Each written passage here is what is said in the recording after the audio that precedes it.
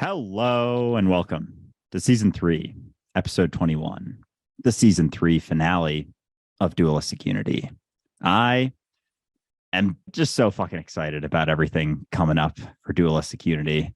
Season 3 is ending, season 4 is beginning very soon. We're going full time into it, and I am just over the moon excited to have recognized that I'm God and you're God, and to be able to talk about it pretty much nonstop every single week and share it with people both in person and over Zoom. And I'm excited to talk about, the last week that we have had on this episode, because it was a pretty crazy one. And I'm in awe. I am in awe of so many things. I feel very much the same way you do in some ways, because I've spent 20 years talking about this and I've had moments of depth, but there were moments in this last week that stunned even me, and I saw them coming, but I couldn't see how deep they would go or how meaningful they would be or how all-encompassing the experience was.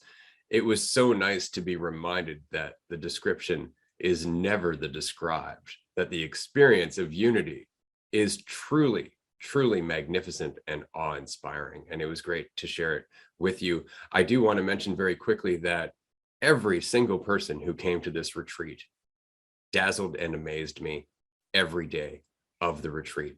The conversations that we had, the insights that we shared, the challenges, the vulnerability, the willingness to challenge yourself and put yourself out there like an exposed nerve, that was all incredible. I couldn't be more grateful to everybody who came. And I want to spend a quick moment here just to thank my wife and my daughter, who also attended the retreat. They were so supportive of me realizing something that I had dreamed of for almost 20 years. And I couldn't be more grateful for them to be there. Likewise, and I want to say this without you getting super uncomfortable about it, but Andrew, man, you were fucking amazing. That retreat was challenging and rewarding, and there were a lot of unknowns, a lot of uncertainty, and you surfed through that like you knew what you were doing. You surfed through it, you made it look easy. And I know for all the talking we've done over the last 15 months, as you said, it always gets deeper and deeper. You really did show how good you are at just being and how good you've become at trusting yourself. And I just want to say thank you, man. You're a fantastic partner, and I'm really looking forward to seeing what we can do together with Dualistic Unity and our newfound family and the growing community and all of the aspirations that we have yet to realize.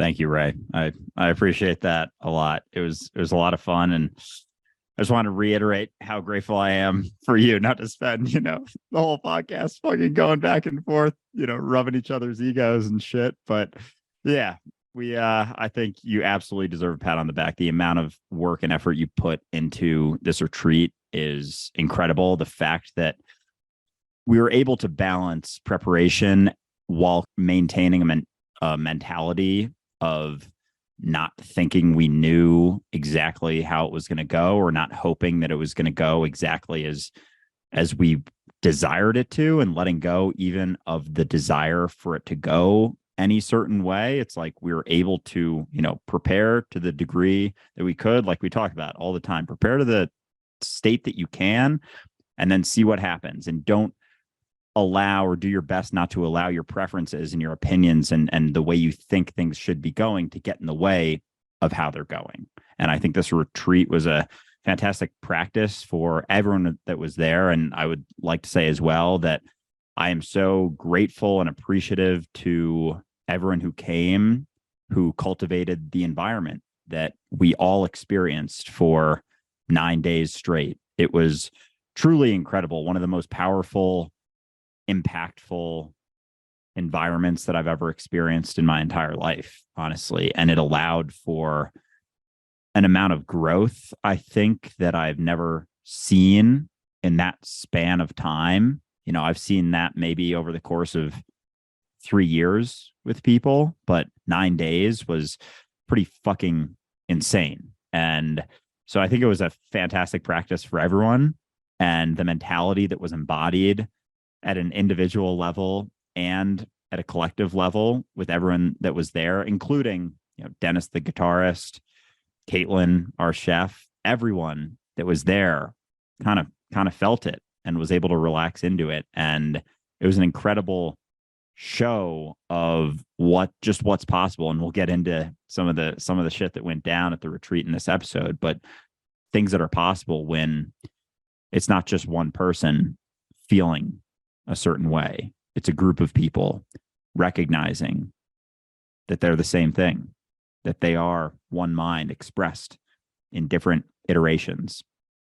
And yeah, it pretty much blew my mind. And some of the things that I recognized and saw and experienced are still very much settling in. I think it's going to take at least a few weeks, if not a few months, to fully recognize it. But yeah, it was an incredible experience that I will certainly never forget. So yeah, huge thank you to Ray, huge thank you to everyone that was there, Melissa and Celeste, for everything that you did in preparation and being there and being as much a part of it as anyone who was there. It was really fucking cool, and I'm excited to dissect it a little bit in this episode because it's gonna be a fucking good one, man. Yeah, no doubt. I think one of the things that amazed me the most, because we talk about this every week, and in our own lives, we practice getting out of the way, being more vulnerable, not defending our ego, not getting caught up in the illusion of being pushed and pulled, chasing the carrot, running from the stick, that kind of thing. And so in our own lives, we've seen how that has spilled over into our relationships with our family and our friends. Even though they may not necessarily be on the same path, we can definitely recognize where the walls have come down, where we can see a little less of a gap between ourselves and them. So to suddenly be in an environment where everyone was on the same page in terms of not getting pulled into that illusion, not getting pulled into the ego, recognizing it, looking at it, understanding it, empathizing with it. Somebody put it really well, and I really liked the way that she said this. I haven't tolerated anybody all week, because there's nothing to tolerate. That implies the ego, that implies a preference, that implies, that you don't like this. And the fact is that everybody treated everybody else with such understanding and empathy, because we all recognized that we were going through fears and doubts and insecurities, that we were all on the same path. It didn't matter that it was being expressed differently or that we were going through different parts of it at different times. We recognized that the journey was getting beyond it, and that everyone around us was doing the same. And so there was never this temptation to be too defensive or to isolate for too long, because we could recognize the environment felt warm and welcoming. And I've never, ever seen anything like that.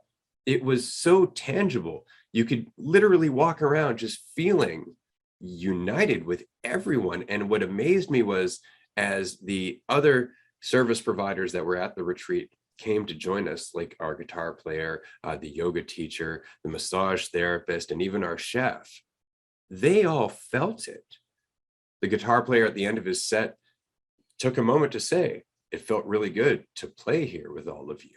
The massage therapist resonated with each and every person. And of course, as a result, each and every person had an incredible massage. And I thought this leaving this gorgeous lodge that we were in, that other people in an egotistical mentality, going there for a wedding, having expectations, dealing with people that they can't empathize with, despite the beauty of our surroundings, would have a terrible time. Whereas we were in there, and at one point the power went out in the entire lodge, and a bunch of other slight mishaps happened along the way. Certain things didn't turn out to be our expectation. Our wonderful chef unfortunately ended up having a slight mishap with a knife on our first night, so that was a reason that we could have panicked. And at no point did we have the desire to do so. At every point, we all recognize the best thing we can do is just be aware, have faith, and roll with the punches. It was just so incredible to be a part of something that we talk about in terms of concepts, and we talk about in terms of application. Like I learned Wing Chun specifically to practice this in my physical body, relaxing past the tension. But to see it acted out by numerous other individual characters who all increasingly recognized that the division that we perceived between all of us was fictitious throughout the entire week. That we all, by the end of the week, had the same mentality of being in it together. It was crazy. It was miraculous, to say the least.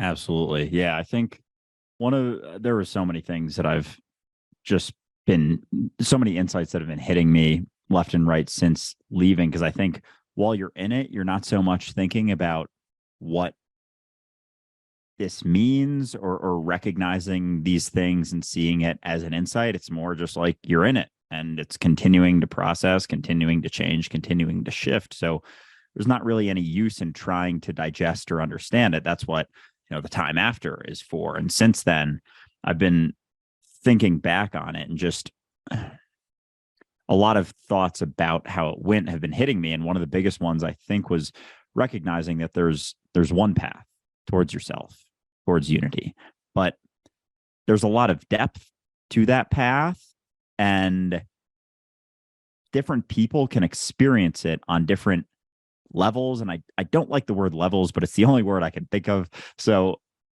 it's one path, but it can be experienced in different ways. People can be, further down the path or deeper down the path, but it's still the same recognitions, and they can still absolutely interact with one another and learn from one another. It's not that people who are deeper or further on the path are in a quote unquote better spot. It's very much so just a different spot based on their current mentality. And there isn't any place to go. It's just the more you let go, the deeper those recognitions begin to get. But at the same time, there's a benefit to identity, to ego, because at the end of that path, there aren't so many barriers to yourself and reality. And there's all of these preconceived notions in the spiritual world about the ego and identity and killing your ego. And even myself, I think before this week, thought that letting go of identity more and more is best case scenario. The deeper you go down that recognition, the more peace and joy and bliss you experience. But when you think about it, when you do let go more and more, there aren't strictly positive preferences that are experienced. It's yes, you experience less distortion, you experience more clarity. And with that, I would say it leans towards, peace and joy as options, because you're no longer getting thrown around so much by your egoic mentality and holding on to the ideas about the way you think things should be.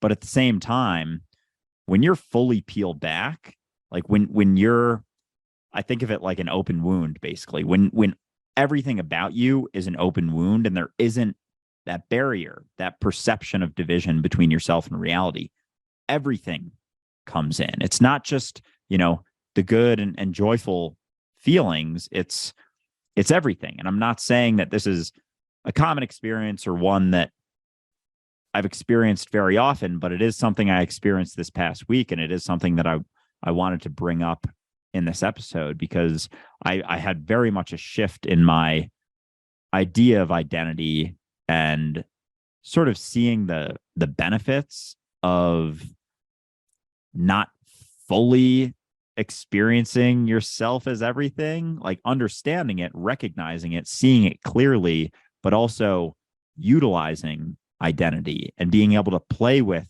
the idea of your ego and not kill it, not get rid of it, but just recognize it as a tool, like any other tool, like language, for example. If we, couldn't say words, that would make things a lot more difficult. If we didn't have identity, if we didn't have our ego, our sense of self, things would be a lot more difficult to go about our day-to-day lives. And so, yeah, I think I wanted to get into this a little bit, but that was one of the deeper recognitions that I had was the benefit of identity and being able to utilize it, and that there's a depth to it that is awesome to experience, but at the same time, maybe isn't something you constantly want to experience. Yeah, it can definitely be intense to see more and more of how much you are when you're not telling yourself how little you are. But when you really get into it, it goes deep. It goes deep for sure. And at first, because we have no real practice on how to deal with that deeper state, it can be a little terrifying. And it can be terrifying because everything about the way that we've been raised has been the idea of certainty, right? And as you said, the ego or just concepts are helpful that way, because without concepts, we are in a constant state of an ever deepening realization. Concepts are kind of where we go, that's good, that's the end of the road for now, I'll hold on there. And so when we are, like, we always talk about being in the present though, truly being in the present, not just conceptually or spiritually or any of that, but truly subjectively being in the present is a complete cessation of the past and future. So there's no sense of certainty, there's no sense of a trajectory, there's no sense of anything except where you are and maybe the moment before and the moment to come. And that's really, really intense when you're not clinging to a narrative, when you're not clinging to a sense of control, when you're not clinging to anything. So all of a sudden you're just in this constant unending flow of everything. And there is no certainty in it. And that experience is very intense. But that is the experience where we learn the lessons that we've been discussing here on the podcast. Relax, pay attention, be yourself. You don't have to understand everything. The concept is not the answer. These are the tools that get you through that state of mind and allow you to get closer and closer and closer to it without panicking, without having an opinion about it, until eventually the gap between where you are most of the time and where you are when you let go of your ego is paper thin. It really is just a matter of seeing both, using both, and accepting that it's both and neither. They're both perspectives. They're not the whole. It's the whole thing. And again, neither. There's a lot there, but it's this need to settle on an answer, this need to settle on a concept. This is what it is. Once we can't do that, after spending a lifetime thinking that's the point of learning, it's terrifying.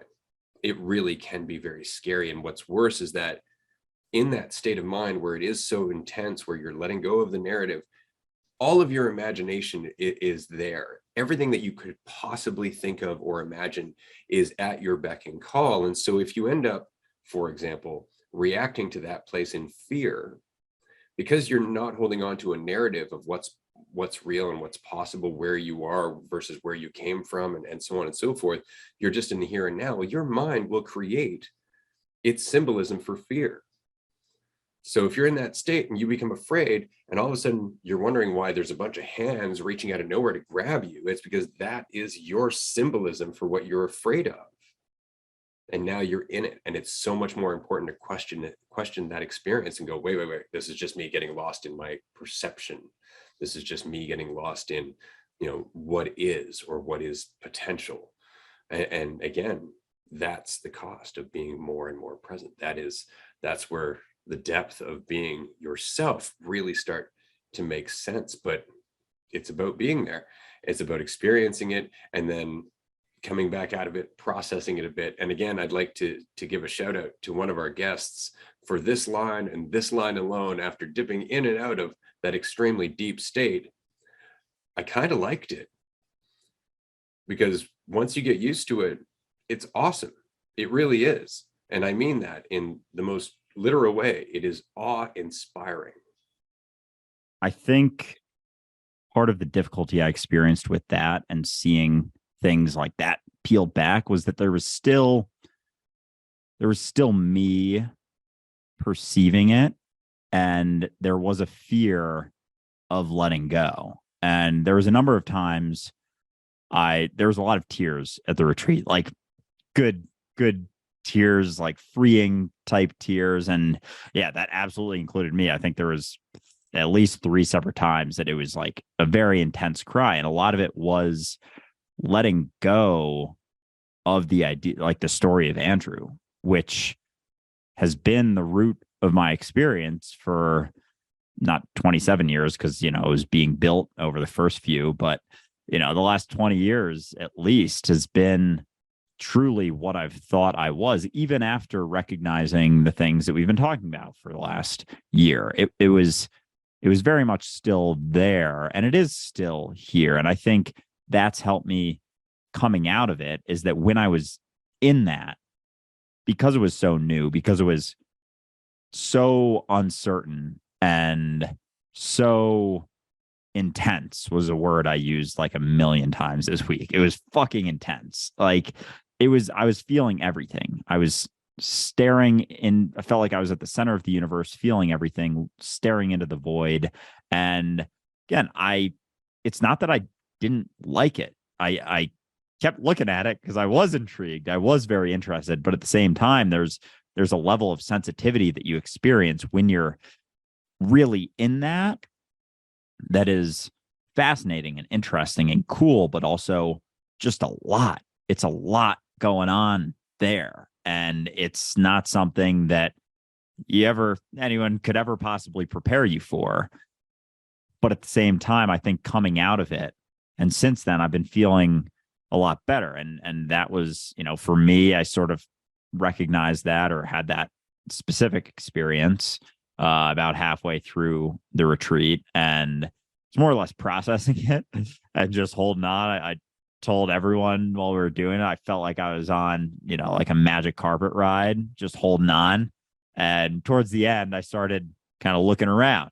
I was like, oh, this is kind of cool. The view from here is kind of cool, but I didn't know where I was going. I didn't know the right thing to do. I didn't have any preferences as to where it was going. And that's being in the flow, more or less. And I think since then,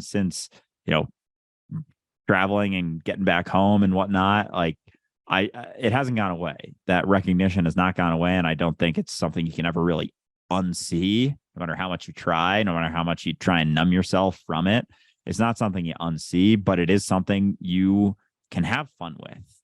And because there isn't so much fear anymore, there isn't so much weight on this idea of Andrew as, being something or becoming something, because it's pretty fucking clear when you're seeing that you're everything and you're eternal and you've always been and always will be. So it's like, and you're right now, you're it. This experience is it. It's the extent of you is right now. So what are you going to do with it?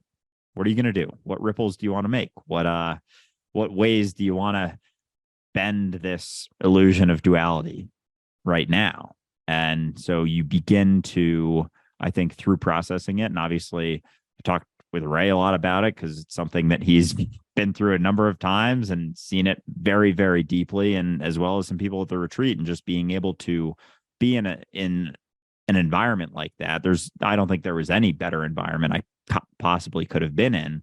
And I know other people there saw this as well, and the depths that this path can really go to. And so it wasn't a place that I was ever afraid of it, because I knew I was safe there. But coming out of it, I think the deeper recognition is that I'm always, quote unquote, safe, because I've always got myself. I'm always with myself. I always am myself as God.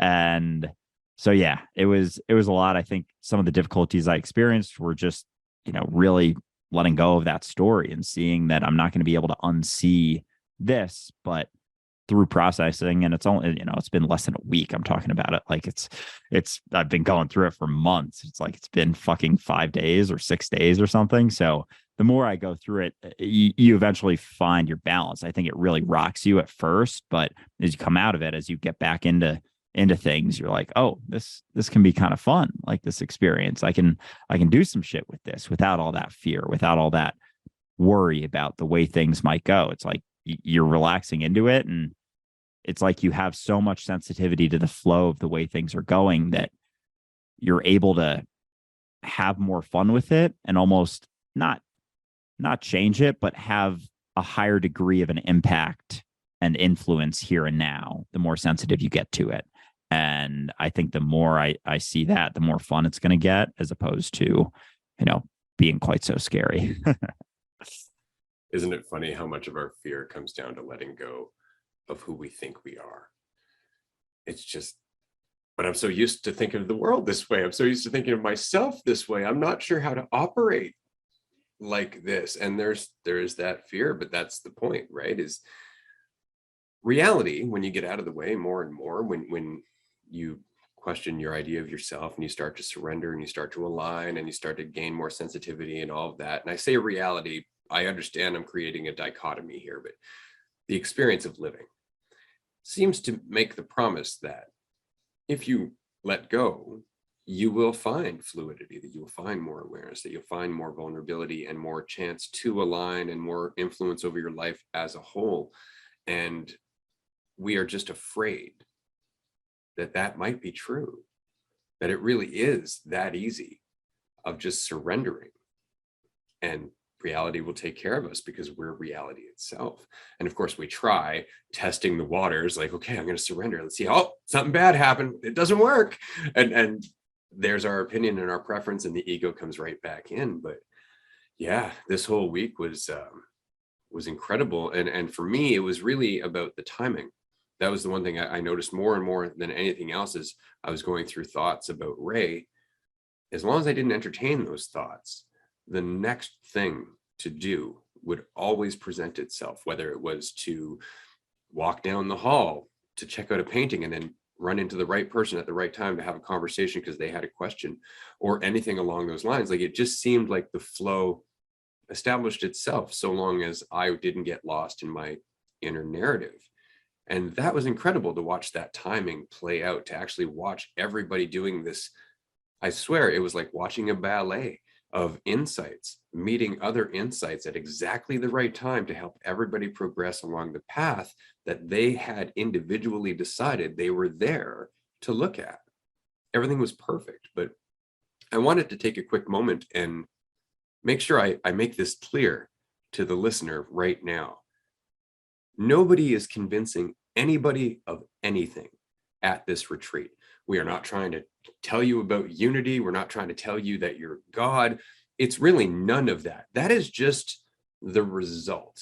And quite a few people commented on that this week, because the week started off with us just talking to everybody where they were in their journey. If somebody came to the retreat really just trying to conquer some social fears, or a feeling of resistance to being in a social setting, that's what we talked about. That was it. We talked about it from our perspective. I go through that too. I had a history of doing that. I can definitely relate. It was really just about making everybody feel at ease so they could make the most of their experience without us telling them what that experience should be. And by the end of the week, everybody, regardless of where they started in that week, was seeing unity. They were seeing the connections. They were seeing how all of us were working together seamlessly without effort, simply because of our state of mind and our intention. And so I just wanted to say that really quickly, because a few people came to the lodge expecting us to kind of convince them of something. And when we didn't do that, that's when they had their biggest breakthrough. When they realized they could just be who they were without anybody trying to lead them, that's when they became their own leader. And it was spectacular to watch.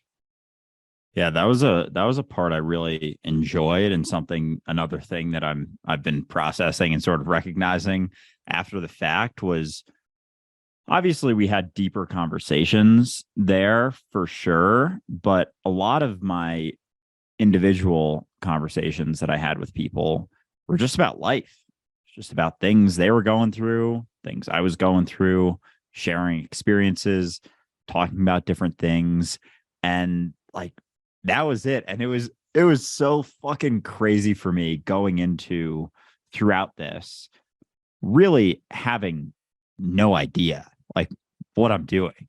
But also recognizing that I don't have to. It's like placing yourself in a situation is the work, and then seeing what happens allows for the insights to arise. Like going on walks with people. A lot of times we would go on group walks, I would talk to, we would talk as a group. Sometimes we would talk as a smaller group. Sometimes we would talk, on one-on-one, whatever it was. And I went in to all of them, like not having any idea of how it was going to go. it would just start with, how you doing?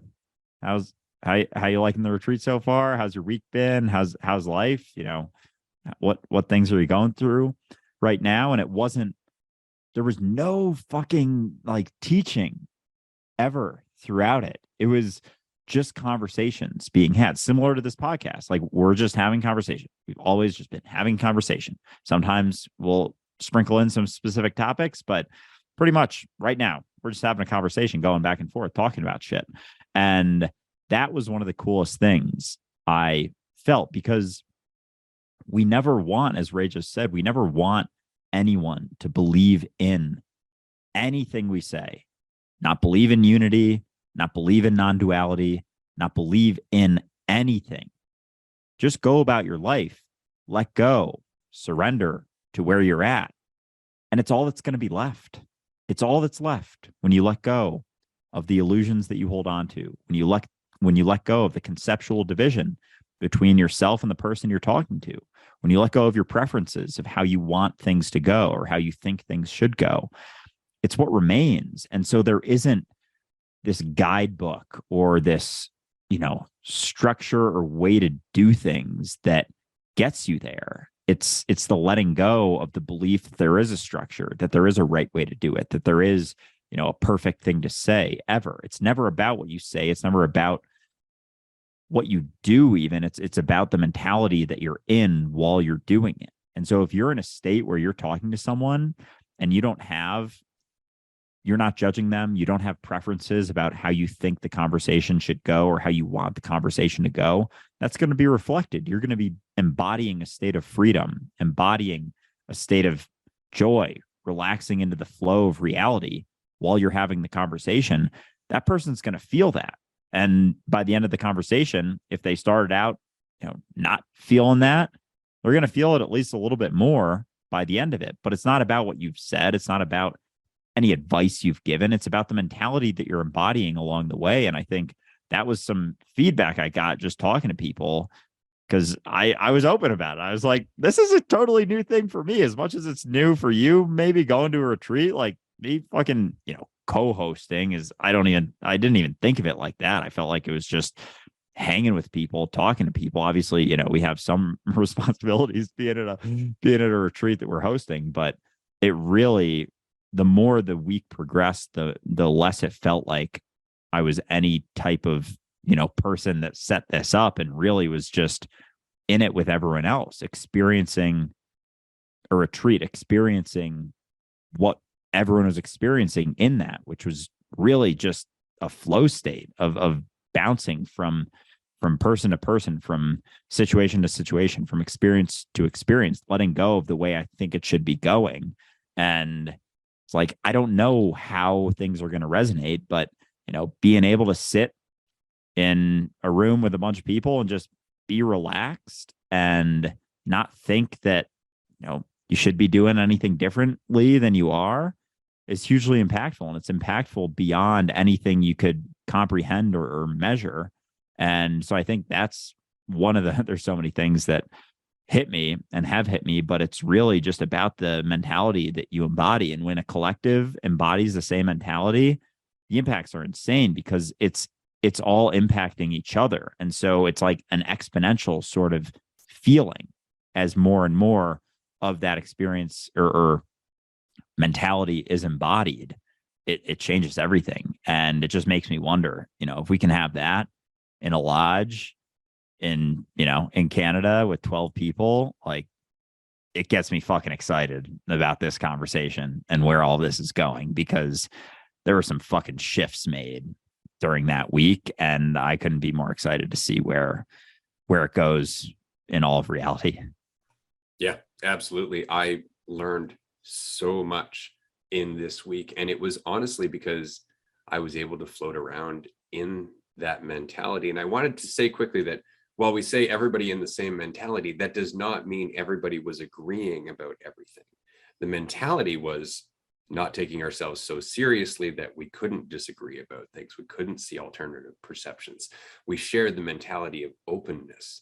And because of that, nobody felt the need to shut down or wall themselves off in the middle of the day or in the middle of a conversation. And so there was really, you put it very well, this collective flow state that was not being interrupted by a turd in the punch bowl, making it egotistical, making everybody feel like they had to protect themselves because somebody was trying to manipulate them. And that really was the biggest thing. But I wanted to say very quickly that I think one of the things I appreciated the most was that everybody throughout this retreat started recognizing that the retreat was not meant to get any of them to a certain end point. It certainly was meant to help them unwind and find their own insights and stuff like that. But what it really did was reveal how much work is still left to do. It really gave them a chance to unload a bunch of stuff and go, oh, that's still in there. And that's still in there. I think I'm going to address that, to the point where by the end of the retreat, as much as everybody was sad to leave, quite a few people voiced that they were excited to get back to their lives and really practice the mentality that they had been experiencing for a solid week. It's funny because you and I were discussing future retreats, because admittedly, this 8-day commitment is difficult for some people considering their jobs. It goes from one Saturday to the Sunday after. And we were thinking about possibly lowering that for the retreats. And since this retreat, we've changed our mind that we're going to keep them 8 days long, specifically because had it ended at 5 days, people would have walked away with some insights, but it wouldn't have settled in to the same degree. I know, because I asked people on day 5, like, would you be satisfied if this were to end here? And collectively, they're like, no, it's just getting good now. Like, I'm just starting to find my stride. I'm just starting to feel at peace. And what's great is that all the way up to the very last day, and on that last day, there was nothing but peace. There was this almost silence around the house. It wasn't for a lack of things to say. It was more for an appreciation that nothing needed to be said. We all just sat together. And then when we weren't sitting together or taking a walk, enjoying the beautiful scenery, we were kicking ass at karaoke. And what I loved was that everybody basically sang on that last day, despite the fact that when we first tried karaoke at the beginning of the week, there was still some reservation. There was still some worry because, of course, you're surrounded by strangers. Judgment, self-judgment especially, is still habitual. So it was so fantastic to watch everybody's tension disappear. So that way, by the last day of the retreat, they had exactly what we wanted for them, which was the opportunity to just be themselves without fear. And it couldn't have happened had we tried to plan every detail, had we had an itinerary, had we had an expectation in mind, because we would have been rigid. We wouldn't have been able to let our guests teach us what they needed. It was a beautiful experience. Yeah. Oh man. It's funny thinking about if it would have ended after 5 days, because I was on a walk with my mom today, and she was asking me about it. She was like, in the future, are you guys going to keep the same amount of days? Like, it's a pretty long retreat for people. And I was like, oh, funny you bring that up, because Ray and I have actually been talking about it, and we were talking about it before the retreat. We were talking about it during, after, and all of that. And I think that, yeah, I felt even for myself, like everything that I experienced, because Ray and I, as much as we were co-hosting, like, we were experiencing shifts and recognizing things and having insights the entire time. It wasn't like we were just fostering an environment for it. We were fucking in the shit as much as anyone. And for myself and the people that I talked to about it, like 4 or 5 days, it seemed like, the first few days, first 2-3 days, which we kind of had an idea about how things might go. It was very much getting familiar with everything. The next through day 4 and 5 was like, people were pretty damn settled in, pretty damn comfortable, like, with everyone there. And then, the last 4 days were just sitting in that comfort, like relishing in that. All the work we did through getting through that discomfort of the first few days to like reveling in it by the end of it. And it was so cool to see that happen. And it's still, we talk about 8-9 days like it's such a long time. It's like, it's not really that long to make those types of shifts, but it just goes to show an environment where it's, judgment free. People are free to express themselves. They're not worried about what someone's going to think or anything like that, allows them to open up more and more, allows them to work through things and chat about things and express things and let down their guard and all of that. All of those things, being vulnerable, being open about things, being authentic, is all letting go of the barriers between yourself and reality, letting go of the barriers between yourself and, quote unquote, other people. And the more you're able to do that, the more you're able to see yourself in other people. And it's fascinating how hand in hand those things go. And so it was never, as we've said a few times already, it was never about getting people to unity. It's like and it always, we've said this so many times on the podcast, it's not about getting to that place, getting yourself there. It's about letting go of the things that are cutting you off, cutting yourself off, being that idea of yourself. And through that, what's left is unity. As you let go of the walls more and more, there are no longer bounds to you. And what's left is unity. And I think one of the really cool things, especially for myself, I don't like labels at all. I wouldn't say that I'm an introvert or an extrovert, but I've typically leaned introvert probably for most of my life. And I do appreciate my alone time. And even when I'm, on vacation with friends or family, like I'll take time to be by myself. I'll separate myself. I'll go to my room by myself and just, take a fucking break.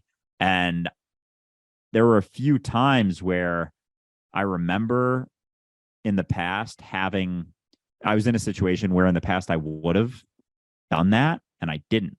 And it's because I knew that even though maybe I was going to be in a situation surrounded by people, I didn't have to do anything that I didn't want to. Like I could sit in a room with everyone there, just not say anything for a while and just chill and not be concerned about saying something or uncomfortable about not saying something. Just sit there and chill and kind of be relaxed in that environment. And I think I chatted with other people about this too, that there were times where they would have wanted to go be by themselves, but they were actually more comfortable being in the group because there was such a, collective sense of peace, that there was like such a comfort, such a feeling of being at home in that environment, especially, the day what we were talking about earlier on in the episode when I was fucking looking straight down the void and feeling everything. I've felt that in the past, especially or not exactly that, but something similar, like when I'm on edibles or something. I've had some shitty fucking experiences on edibles where it was back 5-6 years ago in college when my mentality was much different. I was very resistant to things I didn't want to be experiencing, to things that were uncertain, to things that were unfamiliar. And so I would resist them. And oh man, yeah, those nights they were not super fun and did not end very well. But I experienced a very similar feeling on that night. And I remember thinking like I'd, usually go be by myself.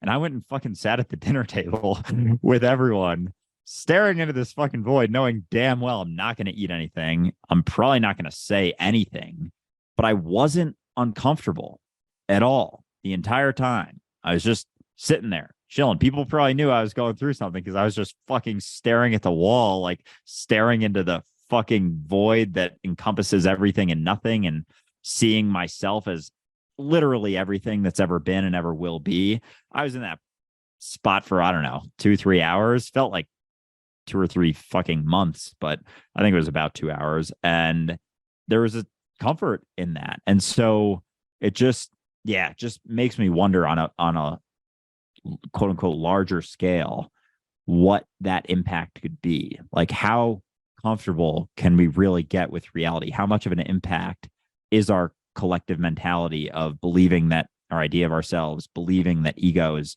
the truth of what we are, impacting our ability to be free, to be comfortable, to be at peace, to experience joy, enthusiasm, and be ourselves? And it was cool. I mean, even just being able to see that in a group of 12 people at a retreat in the middle of the wilderness in Canada, like, it was fucking cool. And it just gets me so excited. And it's going to be something that I absolutely never forget, and will stay with me for a very long time. Absolutely. Likewise, for sure.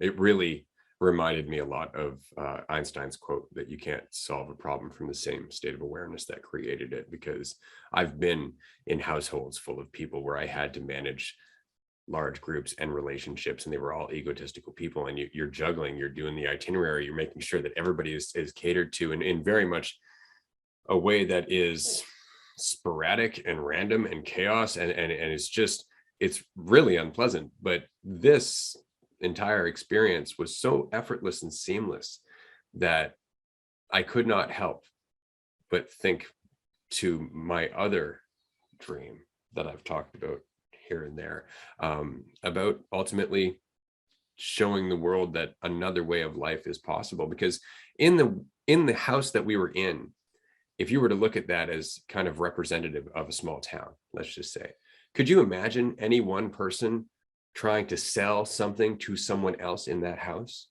It wouldn't have made any sense. Everybody would have been like, oh, don't worry about it. I'm sure we'll even it out later. That would have been the intention, because nobody wants to get ahead of anybody else. Nobody's feeling any lack. Nobody's trying to survive, because they know they're all in it together. And so I kept thinking, getting a chunk of land with people of this mentality, where we can not only pool all of our energy and our insights together, but we can actually look after one another, that the land itself can accumulate resources, so that way we can take care of ourselves and ultimately put whatever's left back into the retreat, or back into the land, and continue to get more and more people having access to this mentality, so they can take it with them into their lives. And just like mycelium, from one point to another point to another point, we would be sharing the resource of vulnerability, of openness, of insight. And that's a resource that at the moment we aren't really sharing. We're trying to share ideas in terms of education and whatnot, but where they're coming from is egotistical. So those ideas are largely divisive, right? We need to share unity, but to share unity, we need to be at peace and whole in ourselves, and then it's effortless. So a number of us at the retreat this week, Andrew included, were discussing the potential next step for dualistic unity in terms of something slightly more permanent than a rented lodge, something slightly larger than just where we were this week, and something that can involve a great many more people who are just starting to wake up to what's possible and would really, really enjoy seeing it face to face as an experience. And so, yeah, I'm pretty pumped about the future. I'm not one to look forward, but I will say that in this experience of this retreat, I had so many moments of clarity about how my life was perfect to bring me to this experience, that I couldn't help but get glimpses as to where we were going, or at least the direction. And again, awe-inspiring. It really did almost make me want to pray. It was so beautiful, despite the fact that I would just be talking to myself. And I know that. Yeah, me too, man. It was cool. It was just such a powerful recognition of what's possible, just a sample size of what's truly possible that we all got to experience, that will impact ourselves and therefore echo in eternity, because everyone who was there saw a glimpse of what's possible, and that's not going away. That experience is not going away. And now, everyone's going to bring it into their own lives, and not be so rigid towards the rest of reality, and see more clearly themselves and what's possible. And the idea that a lot of people hold on to, that what we're going through now in society is, it's the best we've ever done, it's the best thing we have, the best way of life that we can come up with. And it's like, oh my God, it's so fucking far from that. And now we have some proof. So that's pretty cool, if you ask me. So one thing I did want to bring up on this episode was what I've hinted at sort of a few times. And that's what I experienced and saw about halfway through the retreat. And it basically started with me just seeing literally myself in everyone. Like I was looking around the lodge and or had my eyes closed, and every eye that was looking back at me were my eyes. Literally my eyes. Not Andrew's, but the truth of what my eyes are. And so it sort of started with that. And it kind of freaked me out at first. And I shifted between seeing that and recognizing that I'm the dreamer dreaming, and this is all me. And it was that. And then I guess the third thing I was seeing was that none of this is exactly the way I think it is. None of it's inherently real to the degree that I've always believed that it was. Like it is and it isn't as the experience. But yeah, so I was basically fluctuating between those sorts of recognitions. And the more I saw that I was everyone, the more peeled back I got. And it was sort of comparable. I like the analogy of everyone being built up with a bunch of layers, and people who are very sure of things or think they're very sure of things and have certain specific beliefs and whatnot have a lot of layers. And you can think of them like an onion, like Shrek would say, or however you want to put it. But it really felt like I had that last sort of layer peeled back. And so it was a sensitivity to reality. And I'm not saying that it was, it's just based on my perception and current state of being. I'm sure there's plenty more layers to be peeled back, but that was sort of the feeling I got, was just a sensitivity to things. Like I was feeling everything, all of the emotions, not just good ones, not just bad ones, just all of them. And it wasn't that I was able to, pick them out and like, oh, I'm feeling joy now. Oh, I'm feeling fear now. Oh, it was just like this surge of I don't know, feelings that I was experiencing. And so I was sort of looking at this and going through it. And basically I just kept going. It was like I wanted to see how deep this goes, how far it goes, how much of me I can see. And so I kept going for a very, very long time, for a couple hours, through the dinner that I didn't eat anything. And it was funny because most of the people there weren't very hungry. That was another thing that was fascinating, was that everyone collectively was kind of experiencing this each day, like similar types of emotions, whether it was like everyone was feeling playful, everyone was feeling chill, everyone was feeling relaxed. It was like the further on the week got, the more everyone is sort of feeling similar types of things, which was powerful. And I think that everyone just showed how connected all of this really is. But anyway, so I kept sort of going. And then eventually I was still staring into it. I finally chatted with Ray about it. And one of the first things he told me was it's not going to stop. Like you can keep looking at this, seeing the truth of what you are, but there's no end to it. So you can keep going. You can stay there if you want, but you're not going to get to the end. So let's see if we can come back to here in this reality that we're experiencing, back to Andrew, back to the story a little bit. And this is where I saw the benefit of identity and the benefit of having a perception of yourself as something separate from reality. But the other thing that kind of freaked me out, and the first thing I asked Ray, was how do you deal with being alone?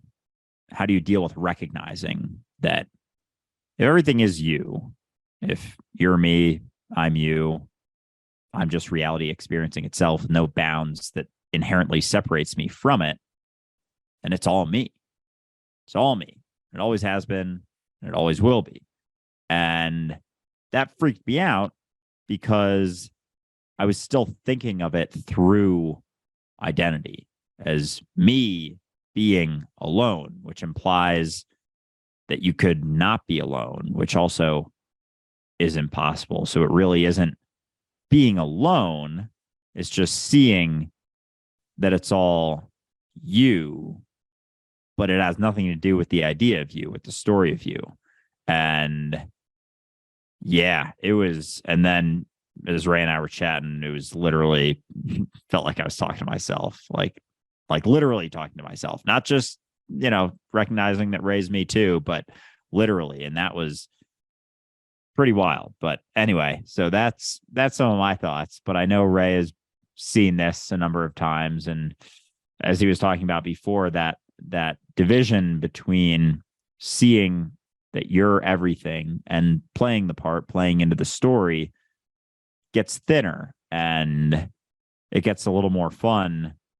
The more fun you have with it, the less seriously you take it. So yeah, anyway, I'll pass it back over to Ray.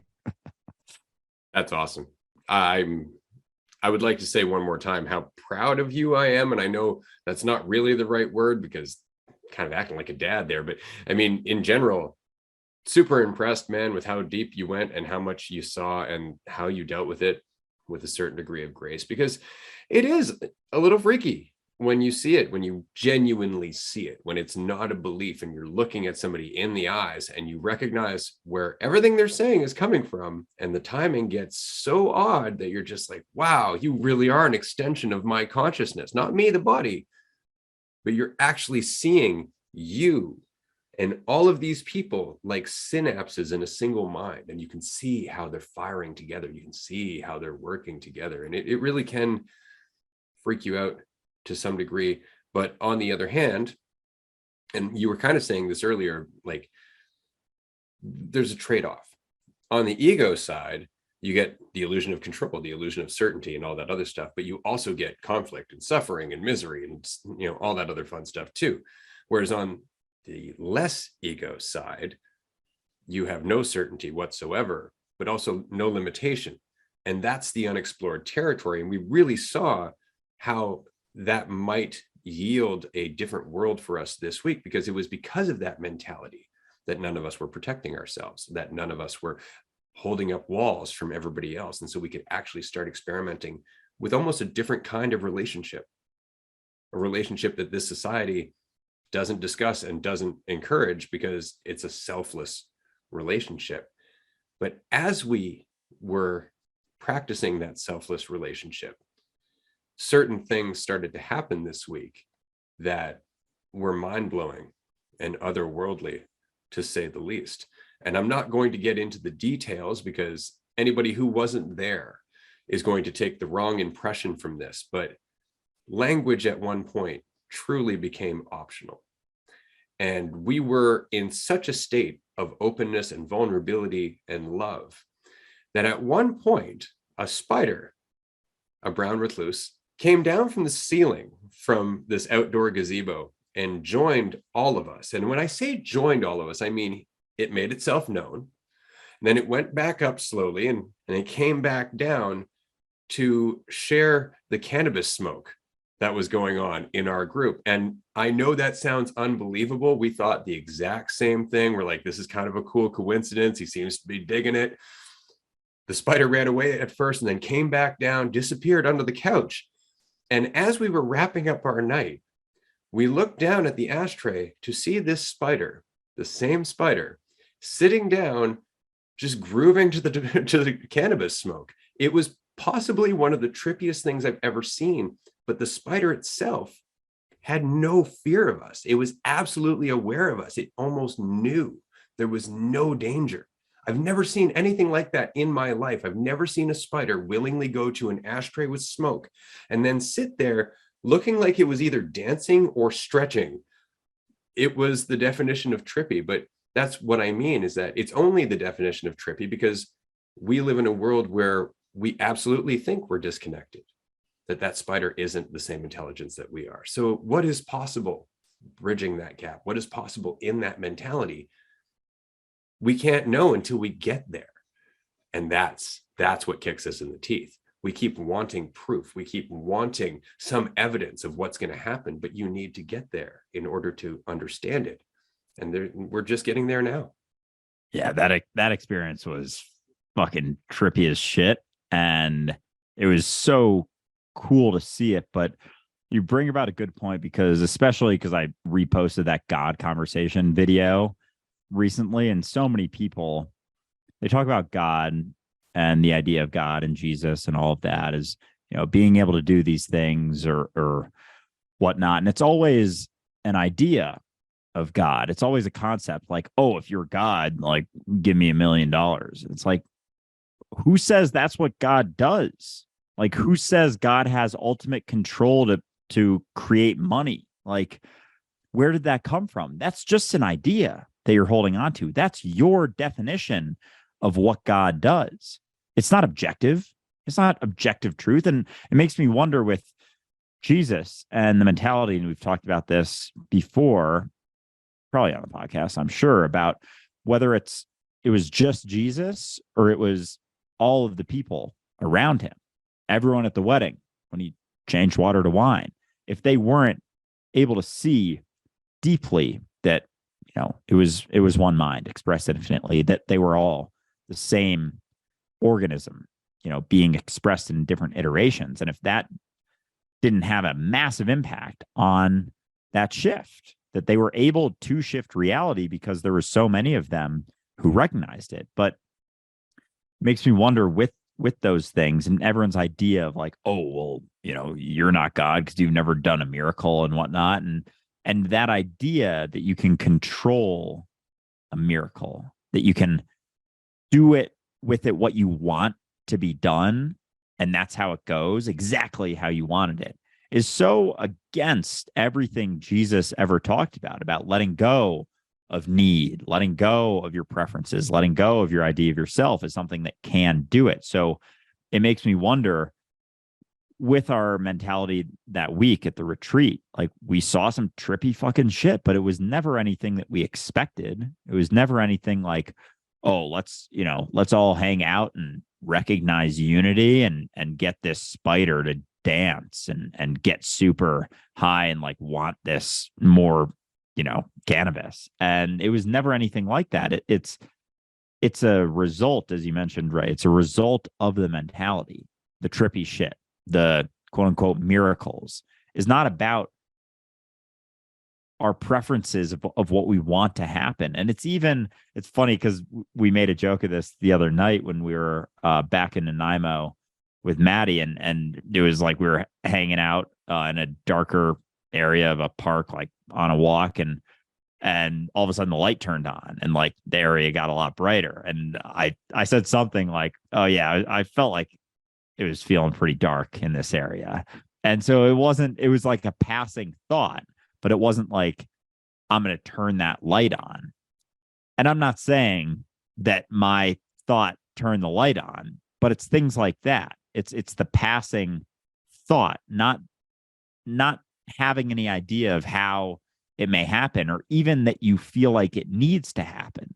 Like with that specific situation, we would have been totally fine with the lights staying off. They just happened to turn on, which happened to make our walk a little bit easier. But it wasn't something that we needed. And so it makes me wonder, as you let go of that need, as you let go of your idea of how it's going to happen, that's when it starts to happen. It's like, I don't need this. I have everything I could ever want here and now. I'm all good. Things are going as they are.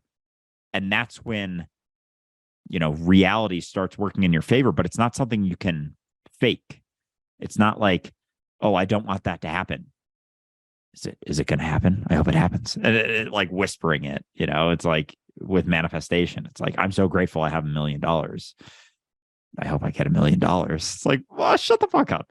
But yeah, so it makes me wonder just how half-ass backwards our mentality is, even, especially in spirituality with things like that, getting what you want. And could it be that it's just relaxing more and more into the recognition that if you're already everything, what more could you really want? If you're already recognizing that, like, how much can you impact things without needing them to happen? And it's like it's such a paradox, such a fascinating thing, because it's like they start to happen sort of how you want them to happen, but not because you want them to happen or not because you need them to happen. It's just things start aligning and falling into place more perfectly than you could have even imagined. But it's through letting go of anything needing to happen. So it makes me wonder, like, the impact, not control, but the influence that is possible through letting go more and more. And like, what could happen that isn't necessarily ever what we thought could happen, and yet ends up happening exactly as we kind of wanted it to happen.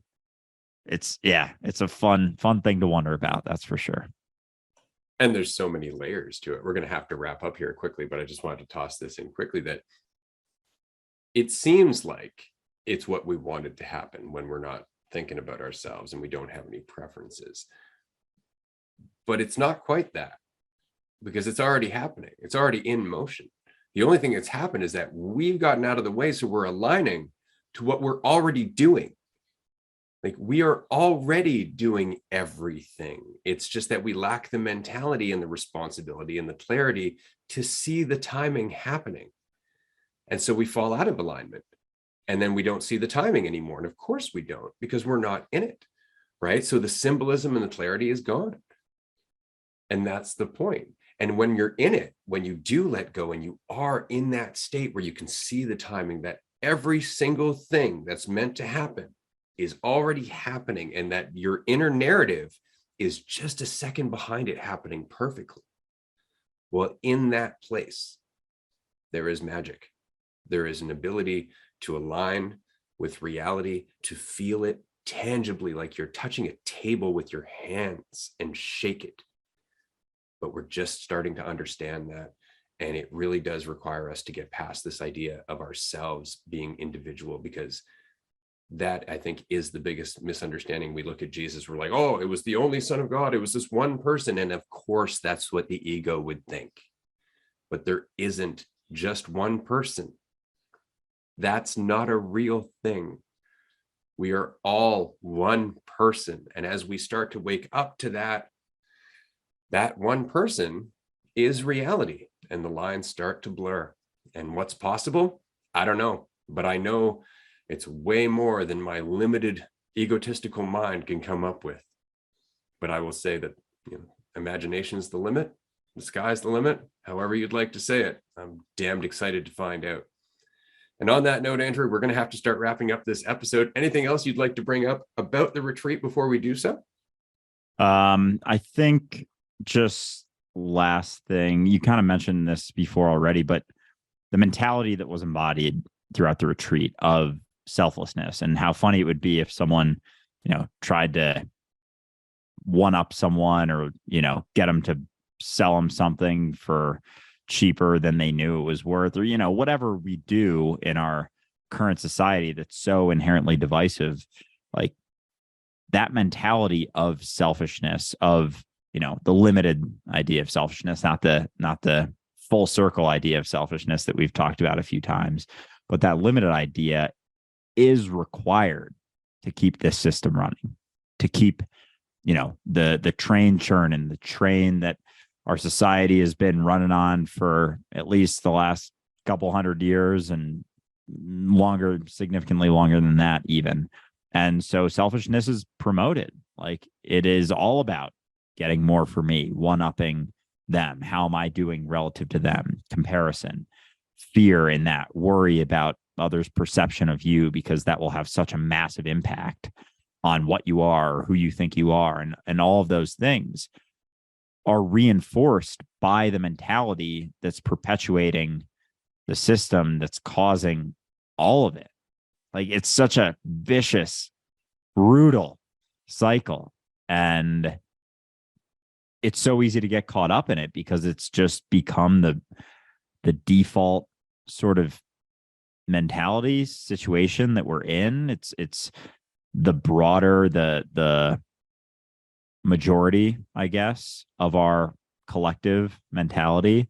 But, as it starts to shift, a lot of people are suffering because of it. So if there is another mentality that begins to be embodied and seen on a larger scale, altruism, selflessness, becomes more normalized, more popular, who knows how people will respond to that? Just being able to see it, because people don't see it right now. It's not shown.